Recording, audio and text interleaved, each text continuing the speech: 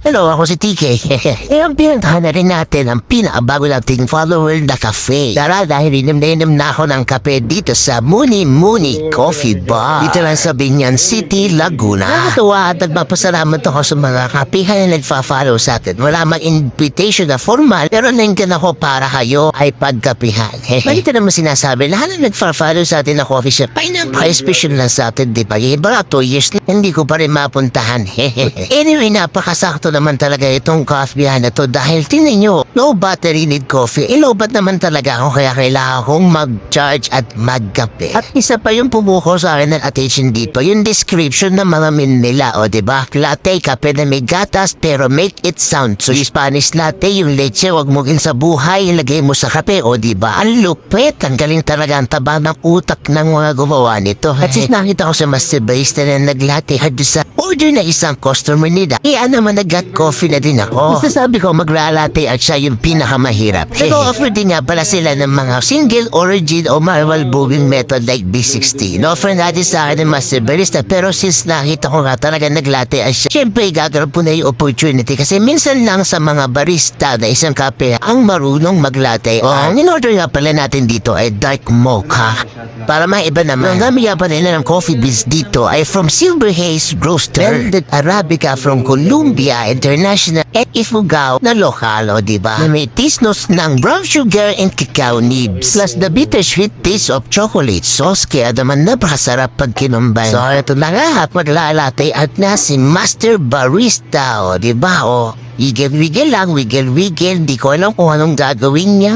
Pero parang, oops, yun nga, wiggle-wiggle. Oops, yes, wow, ang ganda, ang galing. Grabe, So, tawag dito ay wing tulip or wiggle tulip, sabi ni Master.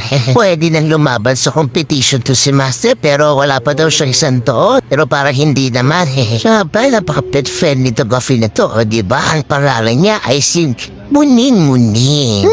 So, bago natin gawin ang pinagbabawan natin, itutur ko muna kayo sa napakaganda cafe na ito. At hindi ko alam na meron din pala itong taas. Pero sila second floor, meron silang alfresco dining doon sa labas.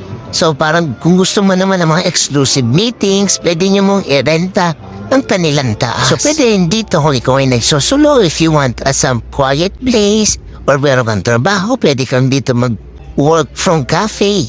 O meron kang projects in school, pwede ka din dito mag-aral, diba? Tahimik. At isa sa nakabuho sa akin, atensyon na itong kanilang CR. Akala ko isang malaking cabinet pala, pero CR pala.